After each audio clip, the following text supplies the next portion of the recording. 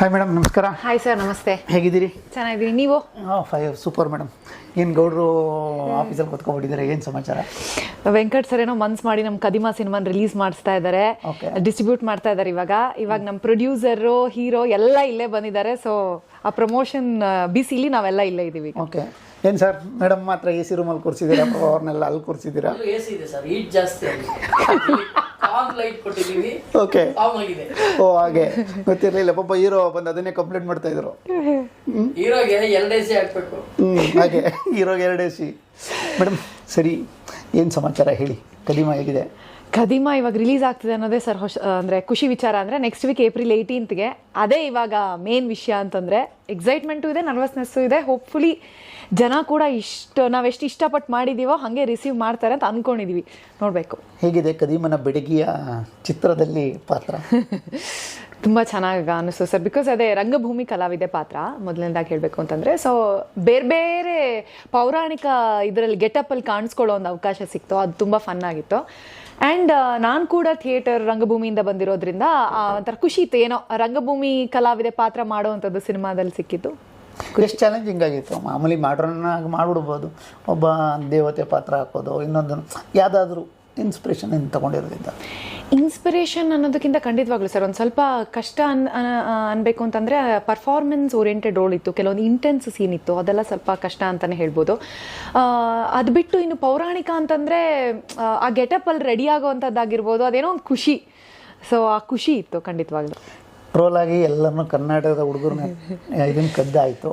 ಕದಿಮನಾಗಿ ಕದಿಮಳಾಗಿ ಏನನ್ನ ಕದಿಯಕ್ಕೆ ಬಂದಿದ್ದೀರಿ? ಜನರ ಮನಸ್ಸನ್ನೇ ಕದಿಬೇಕು, ಎಷ್ಟು ಮಟ್ಟಿಗೆ ಆಗುತ್ತೋ ಅಷ್ಟು ಮಟ್ಟಿಗೆ ಅನ್ನೋದು ಖಂಡಿತವಾಗ್ಲೂ ಇದೆ. ಜನಕ್ಕೆ ಇಷ್ಟ ಆಗಲಿ ಕದಿಮಾ ಅನ್ನೋದೇ ಈಗ ಸದ್ಯಕ್ಕಿರುವಂಥ ಒಂದು ಆಸೆ. ಕದಿಮಾದಲ್ಲಿ ಏನಾದ್ರು ಹಾಡುಗಳೇನಾದರೂ ಇದೆಯಾ? ಇದೆ ಸರ್. ಕದಿಮಾದಲ್ಲಿ ಈಗ ಆಲ್ರೆಡಿ 3 ಸಾಂಗನ್ನು ಟ್ರೈಲರ್ ಲಾಂಚ್ ಇದು ಮಾಡಿದ್ದಾರೆ. ಅದು ಬಿಟ್ಟು ಕೂಡ ಇನ್ನೊಂದು ಬೇರೆ ಕೇರಳದಲ್ಲಿ ಒಂದು ಸಾಂಗ್ ಶೂಟ್ ಮಾಡಿದ್ವಿ, ಒಂದು ರೊಮ್ಯಾಂಟಿಕ್ ಸಾಂಗ್. ಅದು ಕೂಡ ತುಂಬ ಚೆನ್ನಾಗಿ ಬಂದಿದೆ. ಪ್ರತಿಯೊಂದು ಸಾಂಗ್ ಒಂಥರ ವಿಭಿನ್ನವಾಗಿ ಬೇರೆ ಬೇರೆ ಸೆಟಪ್ಪಲ್ಲಿ ಲಿರಿಕ್ಸ್ ಆಗಿರ್ಬೋದು, ಶಶಾಂಕ್ ಸರ್ದು ಮ್ಯೂಸಿಕ್ ಡೈರೆಕ್ಟರ್ ಆಗಿ ಮಾಡಿದ್ದಾರೆ. ತುಂಬ ಚೆನ್ನಾಗಿ ಬಂದಿದೆ ಸರ್. ಈಗ ನಿಮಗೆ ಒಂದು ಸಿನಿಮಾ ಮಾಡಬೇಕಾದ್ರೆ ಎಲ್ಲೋ ಒಂದು ಕಡೆ ಯಾವುದೋ ಒಂದು ಮೆಮೊರಿ ಉಳ್ಕೊಂಡಿರುತ್ತೆ, ಅದನ್ನು ಮರೆಯೋಕ್ಕೆ ಆಗಲ್ಲ. ಯಾವುದೇ ಸಿನಿಮಾ ಮಾಡಿದ್ರು ಯಾವುದೋ ಒಂದು ಪಾಯಿಂಟ್ ಆಫ್ ವ್ಯೂ, ಒಂದು ಮೆಮೊರಿ ಚೆನ್ನಾಗಿರುತ್ತೆ. ಇದರಲ್ಲಿ ಏನು ಚೆನ್ನಾಗಿತ್ತು ನಿಮಗೆ? ಯಾವ ಮೆಮೊರಿ ಉಳ್ಕೊಳ್ಳುತ್ತೆ ಇದರಲ್ಲಿ? ಈಗ ಆಲ್ರೆಡಿ ಹೇಳಿದಾಗೆ ಹೈಯೆಸ್ಟ್ ಪರ್ಸೆಂಟೇಜ್ ಆಫ್ ಶೂಟಿಂಗ್ ಬಂದು KR ಮಾರ್ಕೆಟಲ್ಲಿ ಶೂಟ್ ಮಾಡಿದ್ವಿ. ಅದು ತುಂಬ ಚೆನ್ನಾಗಿ ಅನ್ನಿಸ್ತು. ಬಿಕಾಸ್ ಅಷ್ಟ್ರ ಮಟ್ಟಿಗೆ ನಾವು KR ಮಾರ್ಕೆಟಿಗೆ ಹೋಗಿರೋದಿಲ್ಲ. ಪ್ಲಸ್ ಏನಂತ ಅಂದರೆ, ನೀವು ಸಾಂಗಲ್ಲಿ ನೋಡಿರ್ತೀರ, ಒಂದು ಫ್ಲವರ್ ಇದ್ರ ಹತ್ರ, ಆ ಹೂವಿಂದ ಇದ್ರ ಹತ್ರ ಒಂದಷ್ಟು ಶಾರ್ಟ್ಸ್ ತೊಗೊಂಡ್ವಿ. ಒಂದು ಕಂಟಿನ್ಯೂಸ್ ಶಾರ್ಟ್ ಇದೆ, ಎಲ್ಲ ಕಡೆಯಿಂದ ಹಿಂಗೆ ಹೂ ಎರಚ್ತಾ ಇರ್ತಾರೆ. ಅದು ಶೂಟ್ ಮಾಡಬೇಕಾದ್ರೂ ತುಂಬ ಚೆನ್ನಾಗಿ ಅನ್ನಿಸ್ತು. ಆಮೇಲೆ ಅಲ್ಲೆಲ್ಲ ಜನರ ತುಂಬ ಸಪೋರ್ಟ್ ಕೊಟ್ಟರು. ಅದೊಂದು. ಅದು ಬಿಟ್ಟು ಅಲ್ಲಿ ಒಂದು ಕ್ಲಾಕ್ ಟವರ್ ಇದೆಯಲ್ಲ, ಅಲ್ಲಿ ಒಂದು ಸೀನ್ ಶೂಟ್ ಮಾಡಿದ್ವಿ, ಒಂದು ಇಂಟೆನ್ಸ್ ಸೀನ್. ಅದು ತುಂಬ ಮಜವಾಗಿತ್ತು, ಚೆನ್ನಾಗಿ. ಏನೋ ಹೂವು ಎರಚಬೇಕಾದ್ರೆ ನಿಮಗೆ ರಾಣಿ ಫೀಲ್ ಆಗ್ತಿತ್ತು? ಖಂಡಿತ ಸರ್, ಒಂಥರ ಪ್ರಿನ್ಸೆಸ್ ಟ್ರೀಟ್ಮೆಂಟ್. ವಾವ್, ಇದು ಎಷ್ಟು ಚೆನ್ನಾಗಿದೆ ಅನ್ನೋಂಥದ್ದು. ಮತ್ತು ಪದೇ ಪದೇ ಟೇಕ್ ತಗೊಳ್ಬೇಕಾದ್ರೆ ಇದ್ರಲ್ಲಿ ಮಾತ್ರ ಖುಷಿ. ಎಸ್, ಇನ್ನೊಂದು ಸ್ವಲ್ಪ ಬರಲಿ. ಇನ್ನೊಂದ್ರಲ್ಲಿ ನೀವು ನೋಡಿರ್ಬೋದು, ಮೇಲಿಂದ ಕೂಡ ಹೂ ಎರಚುವಂಥ ಒಂದು ಇದಿತ್ತು. ಎಲ್ಲ ಓವರ್ ಆಲ್ ನನಗೆ ಎಂಟೈರ್ KR ಮಾರ್ಕೆಟಲ್ಲಿ ಮಾಡಿರೋ ಅಂಥದ್ದು ತುಂಬ. ಈಗ ಇದೆಲ್ಲ ಮಾರ್ಕೆಟ್ ಬೇಸಲ್ಲಿ ನಡೆಯುವಂಥ ಸಿನಿಮಾ ಅಂತ ಹೇಳ್ತೀರಿ. ಇಂಥ ಒಂದು ಪಾತ್ರನ ಒಪ್ಕೊಳ್ಳೋಕ್ಕೆ ಮೂಲ ಕಾರಣ ಏನಾಗಿತ್ತು ನಿಮಗೆ? ಮೇನ್ಲಿ ಹೇಳಬೇಕು ಅಂದರೆ ಅದೇ ಒಂದು ರಂಗಭೂಮಿ ಕಲಾವಿದೆ. ಆ್ಯಂಡ್ ಕ್ಯಾರೆಕ್ಟರ್ ಆರ್ಕ್ ತುಂಬ ಚೆನ್ನಾಯಿತು. ಆ್ಯಂಡ್ ಫಸ್ಟ್ ಇವಾಗ ನೋಡಿ, ನೀವು ಹೇಳಿದ ತಕ್ಷಣ ಸರ್ ಸ್ಟೋರಿ ನರೇಟ್ ಮಾಡ್ತಾ ಹೀರೋ ಒಂದು ಕಳ್ಳ ಆಗಿರ್ತಾನೆ ಅಂದರು. ಇದೊಂಥರ ಮಜವಾಗಿರುತ್ತಲ್ಲ, ಇದು ಯಾವ ಸಿನಿಮಾದಲ್ಲಿ ಹೀಗೆ ತೊಗೊಂಡಿರ್ತಾರೆ. ಹೀರೋ ಅಂದರೆ ಬೇರೆ ಒಂದು ರೀತಿಲಿ ನಾವು ನೋಡಿರ್ತೀವಿ. ಸೊ ನಂಗೆ ಅದಕ್ಕೆ ಇದು ಒಳ್ಳೆ ಮಜವಾಗಿದೆ, ಖಂಡಿತವಾಗ್ಲೂ ಇದನ್ನು ಈ ಸಿನಿಮಾದಲ್ಲಿ ಭಾಗಿಯಾಗಬೇಕು ಅಂತ ಅದು ಫಸ್ಟ್ ಟೈಮ್ ಅನಿಸಿದ್ದು. ಅದು ಬಿಟ್ಟು ಕತೆ ಬರೆದಿರೋದಾಗಿರ್ಬೋದು. ಆ್ಯಂಡ್ ಭೀಮೇಶ್ ಸರ್ ಇದ್ರು, ಅವರು ಎಷ್ಟೋ ವರ್ಷದಿಂದ ಇಂಡಸ್ಟ್ರಿಲಿ ಇದ್ದಾರೆ, ತುಂಬ ದೊಡ್ಡ ದೊಡ್ಡ ಫಿಲಮ್ಸಿಗೆ ವರ್ಕ್ ಮಾಡಿದ್ದಾರೆ. ಸೊ ಅವರು ಕ್ರಿಯೇಟಿವ್ ಹೆಡ್ ಆಗಿ ಈ ಸಿನಿಮಾಕ್ಕೆ ಬ್ಯಾಕ್ ಮಾಡ್ತಾ ಇದ್ದಾರೆ ಅಂದರೆ ಡೆಫಿನೆಟ್ಲಿ ಈ ಸಿನಿಮಾದಲ್ಲಿ ಒಂದು ಏನೋ ಆ ಒಂದು ಅಂಶ ಇರೋದಕ್ಕೆ ಅವರು ಕೂಡ ಸೆಲೆಕ್ಟ್ ಮಾಡ್ಕೊಂಡಿದ್ದಾರೆ ಅನ್ನೋದು ಒಂದಿತ್ತು. ಸೊ ಇದೆಲ್ಲ ಒಂದು ಡಿಸಿಷನ್ ಮೇಕಿಂಗಲ್ಲಿ ಐ ಥಿಂಕ್ ಇದೆಲ್ಲ ಬಂದಿದೆ. ಈಗ ಮನೆಯ ಮೇಲೆ ಒಂದಲ್ಲ ಒನ್ ಟೈಮ್ KR ಮಾರ್ಕೆಟ್ಗೆ ಹೋಗಿರ್ತೀರ. ಹಳೇದು ಯಾವ್ದಾದ್ರು ಒಂದು ನೆನಪಿದೆಯಾ? KR ಮಾರ್ಕೆಟ್ಗೆ ಹೋಗಿ ಏನಾದರೂ ಆಗಿರುವಂಥದ್ದು ಏನಾದರೂ ಇದೆಯಾ ಹಳೇದು? ಇಲ್ಲ ಸರ್, KR ಮಾರ್ಕೆಟಿಗೆ ಅದೇ ಈ ಸಿನಿಮಾದಲ್ಲೇ ಹೋಗಿದ್ದು ಬಿಟ್ರೆ ಅದಕ್ಕೆ ಮೊದಲೇ ಹೋಗಿಲ್ಲ. ಮೊದಲಿಗೆ ಅಷ್ಟಾಗಿ ಹೋಗಿರಲಿಲ್ಲ. ಓಕೆ. ನಿಮಗೆ KR ಮಾರ್ಕೆಟ್ ಬದುಕು ಗೊತ್ತಿತ್ತಾ ಇದಕ್ಕೂ ಸಿನಿಮಾ ಮಾಡೋಕ್ಕೂ ಮೊದಲೇ? ಅಂದರೆ ಕೇಳ್ಪಟ್ಟಿದ್ದಷ್ಟೇ, ನೋಡೋದಕ್ಕೆ ಅವ್ರು ಎಷ್ಟು ಕಷ್ಟಪಡ್ತಾರೆ ಪ್ರತಿಯೊಂದು ದಿನಕ್ಕೂ, ಅಂದರೆ ಅಲ್ಲಿ ಮಾರಾಟ ಆಗಿಲ್ಲ ಅಂದರೆ ಎಷ್ಟು ಕಷ್ಟ, ಅದ್ರಲ್ಲಿ ನೋಡಿದಾಗ ಇನ್ನೂ ಗೊತ್ತಾಯ್ತು ಸರ್. ನಾವು ಎಷ್ಟೋ ಥಿಂಗ್ಸ್ನ ಗ್ರಾಂಟೆಡ್ ಆಗಿ ತೊಗೊಂಡ್ಬಿಡ್ತೀವಿ, ಚಿಕ್ಕ ಚಿಕ್ಕ ವಿಷಯಕ್ಕೆ ಅನಾವಶ್ಯಕವಾಗಿ ಬೇಜಾರು ಮಾಡ್ಕೋತಾ ಇರ್ತೀವಿ. ಬಟ್ ಈ ರೀತಿ ಅದು ನೋಡಿದಾಗ ಹಾಗನ್ಸುತ್ತೆ ಜನ ಎಷ್ಟು ಕಷ್ಟಪಡ್ತಾರೆ ಪ್ರತಿಯೊಂದು ದಿನ ಅನ್ನೋದು ಅಲ್ಲಿ ನೋಡಿದಾಗಲೇ ಗೊತ್ತಾಯ್ತು. ನನಗೆ ಗೊತ್ತಾದ ಮಟ್ಟಿಗೆ ಮೇಡಮ್, ಈ ಚಿತ್ರದಲ್ಲಿ ಒಂದು ತುಂಬ ಸ್ಟ್ರೆಂತ್ ಇದೆ ಅಂದರೆ ಸಾಂಗ್ಸ್ ಅಂತ ಕೇಳ್ಪಟ್ಟೆ. ಹೌದು. ನಿಮ್ಮ ಫೇವ್ರೆಟ್ ಸಾಂಗ್ ಯಾವುದು? ಫೇವ್ರೆಟ್ ಸಾಂಗ್ ಈಗ ನಾಳೆ ಒಂದು ರೊಮ್ಯಾಂಟಿಕ್ ಸಾಂಗ್ ರಿಲೀಸ್ ಆಗ್ತದೆ, ನೋಡಿದಾಗ ನಿಮ್ಗೆ ಗೊತ್ತಾಗುತ್ತೆ. ಹೇಗಿದೆ ಇಬ್ಬರದು ಬಾಂಡಿಂಗು? ಚೆನ್ನಾಗಿದೆ ಸರ್, ಹೀರೋ ಆ್ಯಂಡ್ ಬಾಡಿ. ಅದೇನಂದ್ರೆ ಡಿಫ್ರೆಂಟ್ ಆಗಿದೆ. ಒಂದು ಶಾರ್ಟ್ ಇದೆ, ನೀವು ನೋಡಿರ್ತೀರಾ, ಫುಲ್ MG ರೋಡಲ್ಲಿ ಟ್ರಾಫಿಕ್ ಬರ್ತಾ ಇರುತ್ತೆ, ಮಧ್ಯದಲ್ಲಿ ನಿಂತ್ಕೊಂಡು ಅದು ಶೂಟ್ ಮಾಡೋದಕ್ಕೋ ಜನ ಎಲ್ಲ ಬೈಕೊಂಡು ಬುದ್ಧಿ ಇಲ್ವಾ ಸಿನಿಮಾದವ್ರು ಎಲ್ಲೆಲ್ಲರೂ ಬಂದ್ಬಿಡು. ಸೊ ಆ ಥರ ಶೂಟ್ ಮಾಡಿ ಅದೊಂಥರ ಈ love initial days of the love ಸ್ಟೋರಿಲಿ ಏನಿರುತ್ತೆ ಅಂದರೆ ಯಾರ ಬಗ್ಗೆನೂ ತಲೆ ಕೆಡ್ಸ್ಕೊಳ್ಳಲ್ಲ. ನಾನಾಯಿತು, ನನ್ನ ಹುಡುಗ ಆಯಿತು, ಫೋನಲ್ಲಿ ಅದನ್ನ ಚೆನ್ನಾಗಿ ಕ್ಯಾಪ್ಚರ್ ಮಾಡಿದ್ದಾರೆ, ವಿಭಿನ್ನವಾಗಿತ್ತು. ಎಲ್ಲೆಲ್ಲೋ ಶೂಟ್ ಮಾಡಿದ್ವಿ, ಈ ಥರ ಇದು ಫ್ಲೈಓವರ್ ಮೇಲೆ ಮೆಟ್ರೋ ಬರೋ ತನಕ ಕಾಯ್ಕೊಂಡು ಅವಾಗ ಎತ್ಕೊಳ್ಳೋ ಅಂಥದ್ದು. ಅದು ಎಷ್ಟು ಸಲ ಟೇಕ್ ತೊಗೊಂಡಿದ್ದೀವಿ, ವೆಹಿಕಲ್ಸ್ ಎಲ್ಲ ಪಾಸ್ ಆಗ್ತಾ ಇದ್ರು, ನಮ್ಮ ಡೈರೆಕ್ಷನ್ ಟೀಮಿಂದ ಎಲ್ಲ ಅದನ್ನ ಮ್ಯಾನೇಜ್ ಮಾಡಿರೋಂಥದ್ದಾಗಿರ್ಬೋದು.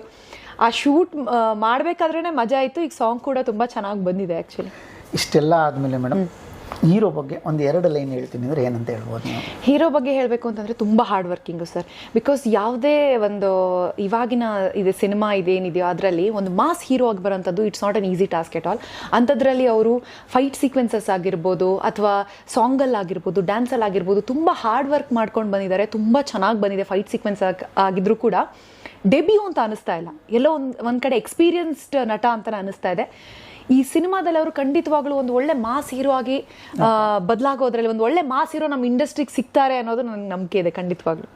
ಈಗ ಮೇಡಮ್, ನಿಮಗೂ ಒಂದೊಂದು ಆಸೆಗಳಿರುತ್ತೆ, ನಾನು ಇಂಥ ಹೀರೋ ಜೊತೆ ಮಾಡಬೇಕು ಅಂತ. ಅಂಥದ್ರಲ್ಲಿ ಕನ್ನಡದಲ್ಲಿ ಯಾರ ಜೊತೆ ಮಾಡಬೇಕು ಅನ್ನೋ ಆಸೆ? ಸರ್ ಲಿಸ್ಟೇ ಇದೆ ಸರ್, ಎಲ್ಲ ಟಾಪ್ ನಟರ ಜೊತೆ ಖಂಡಿತವಾಗ್ಲೂ ಲಿಸ್ಟ್ ಎಲ್ಲರಿಗೂ ಒಂದೊಂದು ಟಿಕ್ ಮಾಡ್ಕೊಂಡು ಹೋಗೋದು ಖಂಡಿತವಾಗ್ಲೂ ಇದೆ. ನಾನು basically I huge cinema buff. ನನಗೆ ಇವಾಗ ಯಾವುದೋ ಸಿನಿಮಾ ನೋಡಿರ್ತೀನಿ, ಅವಾಗ ವಾವ್ ಇವ್ರು ಇಷ್ಟ ಆಗ್ತಾರೆ, ಖಂಡಿತವಾಗ್ಲೂ ಆ ರೀತಿ ನಾನು ಎಲ್ಲರ ಫ್ಯಾನ್ ಕೂಡ. ರೀಸೆಂಟಾಗಿ ಸುದೀಪ್ ಸರ್ ಮ್ಯಾಕ್ಸ್ ನೋಡಿ ನಾನು ಫುಲ್ ಇದಾಗ್ಬಿಟ್ಟಿದ್ದೀನಿ. ಸೊ ಸುದೀಪ್ ಸರ್ ಆಗಿರ್ಬೋದು, ದರ್ಶನ್ ಸರ್ ಆಗಿರ್ಬೋದು, ಗಣೇಶ್ ಸರ್ ಬೇರೆ ಬೇರೆ ಲುಕ್ಕಲ್ಲಿ ಫ್ಯಾಮಿಲಿ ಎಂಟರ್ಟೈನರ್ ಜೊತೆಗೆ ಬರ್ತಾ ಇರ್ತಾರೆ, ಗಣೇಶ್ ಸರ್ ಆಗಿರ್ಬೋದು.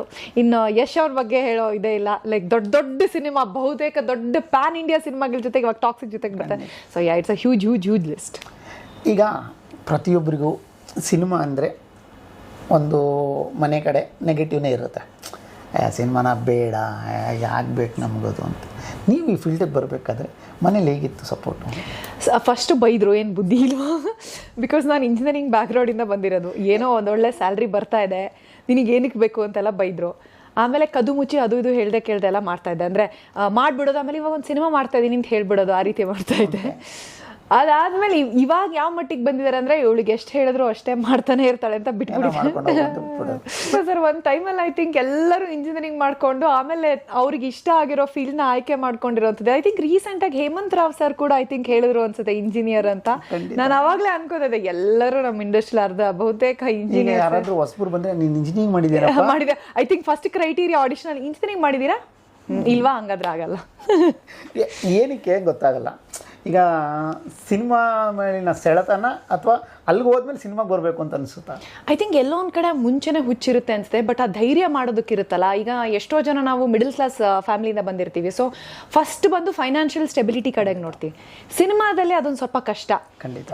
ಫೈನಾನ್ಷಿಯಲ್ ಸ್ಟೆಬಿಲಿಟಿ ಒಂದು ನೀವು ಆ ಮಟ್ಟಕ್ಕೆ ರೀಚ್ ಆಗೋವರೆಗೂ. ಸೊ ಐ ಥಿಂಕ್ ಫ್ಯಾಮಿಲಿಯವ್ರು ಕೂಡ ಅದೇ ಒಂದು ಇದರಿಂದ ಹೆದರಿಕೆಯಿಂದ ನೋಡು ಈ ರೀತಿ ಹೇಳೋದಿರುತ್ತೆ. ಸೊ ಅದಾದ್ಮೇಲೆ ಆ ಹುಚ್ಚಿರ್ಬೇಕಾದ್ರೆ ನನಗಂತೂ ಅನ್ಸುತ್ತೆ ಸರ್, ಎಲ್ಲ ಸಿನಿಮಾದವ್ರಿಗೂ ಅದೊಂದು ಹುಚ್ಚಿರುತ್ತಲ್ವ, ಸೊ ಅದನ್ನ ಬಿಡಕ್ಕಾಗದೆ ಕೊನೆಗೆ ಎಲ್ಲೋ ಈ ಕಡೆ. ಈಗ ಕನ್ನಡ ಮೂವ್ ಮಾಡ್ತಾ ಇದ್ದೀರಿ, ಇದಕ್ಕೂ ಏನೋ ತೆಲುಗುನಲ್ಲೂ ಮಾಡಿದ್ದೀರಾ ಅಂತ ಕೇಳ್ಬಿಟ್ಟೆ, ಆ ಜರ್ನಿ ಹೇಗಿದೆ? ಅದು ತುಂಬ ಚೆನ್ನಾಗಿತ್ತು ಸರ್. ತೆಲುಗುನಲ್ಲಿ ಅದು ಅಷ್ಟೇ out and out performance oriented cinema.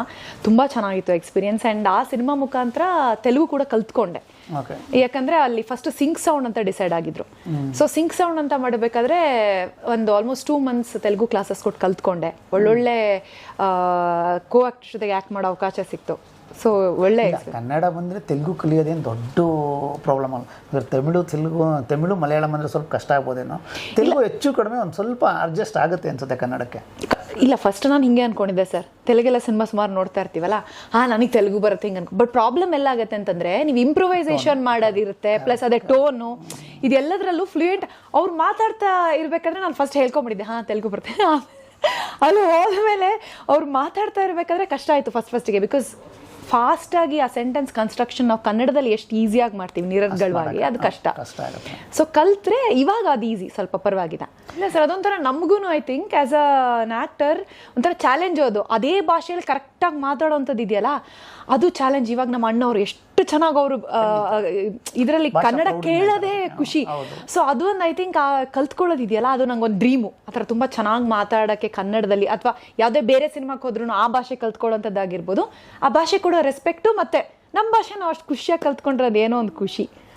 ಖದೀಮ ಬಗ್ಗೆ ಇಷ್ಟೇ ಸರ್. ಏನಂದರೆ ಒಂದು ಇವಾಗಿರೋ ಪರಿಸ್ಥಿತಿಯಲ್ಲಿ ಕನ್ನಡ ಸಿನಿಮಾಗಳು ತುಂಬ ಅಂದರೆ ಥಿಯೇಟ್ರಿಗೆ ಬಂದು ನೋಡೋ ಅಂಥದ್ದು ಸ್ವಲ್ಪ ಕಡಿಮೆ ಆಗಿದೆ. But at the same time ಹೇಳಬೇಕು ಅಂತಂದರೆ, ರೀಸೆಂಟಾಗಿ ನಾನು ಮಾಡಿರುವಂಥ ಭಾವತೀರಯಾನ ಸಿನಿಮಾ ಆಲ್ಮೋಸ್ಟ್ 4 weeks ಪ್ಲಸ್ ಇವಾಗ ಥಿಯೇಟ್ರಲ್ಲಿ ನಿಂತಿದೆ. ಓನ್ಲಿ ಆಡಿಯನ್ಸ್ ಇಂದನೇ ನಿಂತಿರೋದು ಇದು.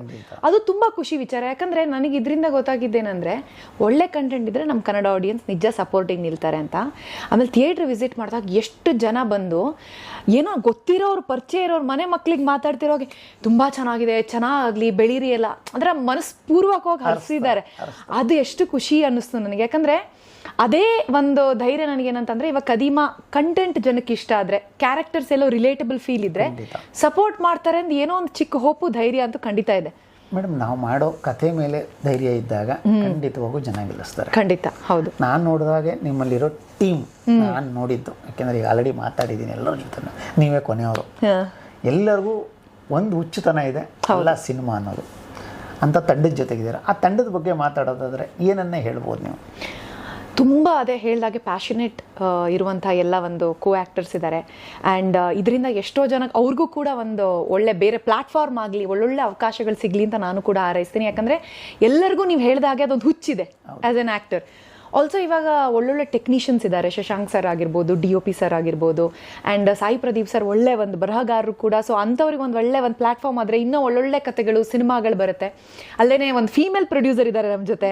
ಸೊ ಅವ್ರದ್ದು ಈ ಸಿನಿಮಾ ಹಿಟ್ ಆದರೆ ಇನ್ನೂ ಹೊಸ ಫೀಮೇಲ್ ಪ್ರೊಡ್ಯೂಸರ್ಸಿಗೆ ಕೂಡ ಒಂದು ಏನೋ ಇದು ಹಿಟ್ ಆಗತ್ತೆ ಅಂದರೆ ನಾವು ಕೂಡ ಒಂದು ಬರ್ಬೋದು ಅನ್ನೋದಿರುತ್ತೆ. ಭೀಮೇಶ್ ಸರ್ ಇದ್ದಾರೆ ಕ್ರಿಯೇಟಿವ್ ಹೆಡ್ ಆಗಿ. ಸೊ ಓವರ್ ಆಲ್ ನಮ್ಮ ಟೀಮಲ್ಲಿ ಇಷ್ಟಪಟ್ಟು ಕಷ್ಟಪಟ್ಟು ಮಾಡಿರುವಂಥ ಸಿನಿಮಾ. ಸೊ ಅದೇ ಒಂದು ಚಿಕ್ಕ ಹೋಪು ಸರ್. ನನ್ನ ನೆಕ್ಸ್ಟ್ ಪ್ರಶ್ನೆನೇ ಕದ್ಬಿಟ್ರಿ ನೀವು. ನೆಕ್ಸ್ಟ್ ಪ್ರಶ್ನೆ ಇದ್ದದ್ದೇ ನಿಮ್ಮ ಪ್ರೊಡ್ಯೂಸರ್ ಬಗ್ಗೆ ಹೇಳಿ. ಲೇಡಿ ಪ್ರೊಡ್ಯೂಸರು ಹೇಗಿದ್ದಾರೆ, ಹೇಗೆ ನೋಡಿ? Definitely sir. ಲೇಡಿ ಪ್ರೊಡ್ಯೂಸರ್ ಅವ್ರು ಹೇಗೆ ಅಂತಂದರೆ, ಫಸ್ಟ್ ಪ್ರೊಡಕ್ಷನ್ ಅಂತ ಅನಿಸಿಲ್ಲ, ತುಂಬ ಪ್ರೊಫೆಷ್ನಲ್ ಆಗಿ ಹ್ಯಾಂಡ್ಲ್ ಮಾಡಿದ್ದಾರೆ. ಆ್ಯಂಡ್ ಎಲ್ಲೋ ಒಂದು ಕಡೆ ಆ ಧೈರ್ಯ ಬರಬೇಕಲ್ಲ, ಲೇಡಿ ಪ್ರೊಡ್ಯೂಸರ್ ಬಂದು ಇಷ್ಟು ಜನ ಜೊತೆ ಹ್ಯಾಂಡ್ಲ್ ಮಾಡೋ ಅಂಥದ್ದಾಗಿರ್ಬೋದು. ಆ್ಯಂಡ್ ಡೆಬ್ಯೂ ಸಿನಿಮಾದಲ್ಲೇ ಅವ್ರು ಅಂದ್ಕೊಂಡಿರೋದಕ್ಕಿಂತ ನಿಮ್ಗೆ ಗೊತ್ತಿದೆ ಜಾಸ್ತಿನೇ ಖರ್ಚಾಗ್ಬಿಡುತ್ತೆ. ಆ್ಯಂಡ್ ಮಾರ್ಕೆಟಿಂಗಿಗೆ ಕೂಡ ಮತ್ತೆ ಅಗೇನ್ ಹೊಸದಾಗಿ ಇದು ಮಾಡ್ಕೋಬೇಕು. ಈಗ ರೀಸೆಂಟಾಗಿ ನಿಮ್ಮ ಇಂಟರ್ವ್ಯೂಗಿಂತ ಮುಂಚೆ ಕೇಳಿದೆ ನಾನು, ಹೇಗೆ ಅನ್ನಿಸ್ತಾ ಇದೆ ಯಶಸ್ವಿನಿ ನಿಮಗೆ, ಹೇಗೆ ಅನ್ನಿಸ್ತಾ ಇದೆ, ಧೈರ್ಯ ಇದೆಯಾ? ಹೇಳಿದ್ರು ಧೈರ್ಯ ಇಲ್ಲ, ಭಯ ಇದೆ, ಬಟ್ ರಿಸ್ಕ್ ತಗೊಳ್ತಾ ಇದ್ದೀನಿ ನಾನು. ಅದು ಒಂದು ಒಳ್ಳೆ ನಂಗೆ ಫ್ಯಾಕ್ಟರ್ ಅನ್ನಿಸ್ತು. ಬಿಕಾಸ್ ರಿಸ್ಕ್ ತಗೊಳ್ತಾ ಇದ್ರೆ ಲೈಫಲ್ಲಿ ನಾವು ಇನ್ನೇನು ಖಂಡಿತ. ಅವ್ರ ಬಗ್ಗೆ ತುಂಬ ಕೇಳಿದ್ದೀನಿ, ಸಖತ್ ಸೈಲೆಂಟು, ಮಾತಾಡಲ್ಲ. ನೀವು ಅವ್ರನ್ನ ಪರ್ಸನಲ್ ಆಗಿ ನೋಡಿದಾಗ ನಿಮ್ಗೆ ಏನು ಅನ್ನಿಸ್ತು, ಈಗೇನು ಅನ್ನಿಸುತ್ತೆ? ಡೆಫಿನೆಟ್ಲಿ ಸರ್, ಅದಂತೂ ನಿಜ. ಎಷ್ಟು ಬೇಕೋ ಅಷ್ಟು ತೂಕಕ್ಕೆ ಅಂದರೆ ಕರೆಕ್ಟಾಗಿ ಮಾತಾಡ್ತಾರೆ ಅಂತಾರಲ್ಲ, ಆ ಥರ ಮಾತಾಡುವಂಥ ವ್ಯಕ್ತಿ. ಪ್ಲಸ್ ಅವರು ಈ ಸಿನಿಮಾದಲ್ಲಿ ಅವರೇ ಡಿಸೈನರ್ ಕೂಡ ಆಗಿದ್ರು, ಸ್ಟೈಲಿಂಗ್ ಕೂಡ ಅವರೇ ಮಾಡಿದ್ದಾರೆ. ಸೊ ಕೆಲಸ ಅಚ್ಚುಕಟ್ಟಾಗಿ ನಡೆಸ್ಕೊಳ್ಳೋದು ಅಷ್ಟು ಬಿಟ್ಟರೆ ಎಲ್ಲೋ ಅವ್ರು ಜಾಸ್ತಿ ಮಾತಾಡಿದ್ದಾಗಲಿ ಅದನ್ನ ನೋಡೇ ಇಲ್ಲ. ಸ್ವಲ್ಪ ಸೈಲೆಂಟ್ ಇದೆ. ಬ್ಯಾಕ್ಗ್ರೌಂಡು ಅವ್ರು ಆ್ಯಕ್ಚುಲಿ ಡಿಸೈನರ್ ಆಗಿ ವರ್ಕ್ ಮಾಡ್ತಾ ಇದ್ರು. ಎಲ್ಲ ತಾನೆ? ಇಲ್ಲ, ಫ್ಯಾಷನ್ ಡಿಸೈನರ್ ಆಗಿ ಒಂದು ಕಡೆ ವರ್ಕ್ ಮಾಡ್ತಾರೆ. ಟೀಚ್ ಕೂಡ ಮಾಡ್ತಾ ಇದ್ರು ಒಂದು ಇನ್ಸ್ಟಿಟ್ಯೂಟಲ್ಲಿ. ಅಲ್ಲಿಂದ ಬಂದು ಅವರು ಈ ಫೀಲ್ಡ್ಗೆ. ಕೊನೆಯದಾಗಿ ನಾವು ಇನ್ನೂ ಮಾತಾಡಬೇಕು ಅಂದ್ರೆ ಅಲ್ಲಿ ಕೂತ್ಕೊಂಡು ಜಗಳ ಮಾಡ್ತಾರೆ ಜೊತೆಲಿ. ಕೊನೆಯದಾಗಿ ನಮ್ಮ ಆಡಿಯನ್ಸ್ಗೆ ಏನಂತ ಹೇಳ್ತೀರಿ?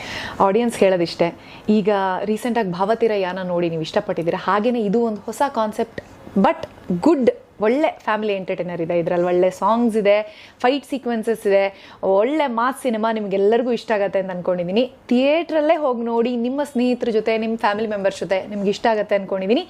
ಇದೇ ಏಪ್ರಿಲ್ 18ಕ್ಕೆ ಖದೀಮ ನಿಮ್ಮ ಹತ್ತಿರದ ಚಿತ್ರಮಂದಿರಗಳಲ್ಲಿ. ವೀಕ್ಷಕರೇ, ಖದೀಮದಲ್ಲಿ ಖದೀಮನ ರಾಣಿಯಾಗಿದ್ದಾರೆ. ಇನ್ನು ಸ್ವಲ್ಪ ದಿನದಲ್ಲಿ ಕನ್ನಡಿಗರ ಮನಸ್ಸಿನಲ್ಲಿ ಮಹಾರಾಣಿಯಾಗಲಿ ಅಂತ ಹೇಳ್ತಾ ಕೊನೆಯದಾಗಿ ಆಲ್ ದ ಬೆಸ್ಟ್ ಹೇಳೋಣ. ಆಲ್ ದ ಬೆಸ್ಟ್, ಏನೋ ಬ್ರೈಟ್ ಫ್ಯೂಚರ್ ಸಿಗಲಿ. Thank you sir. Thank you. Thank you so much sir, ತುಂಬ ಖುಷಿ ಆಯಿತು. Thank you.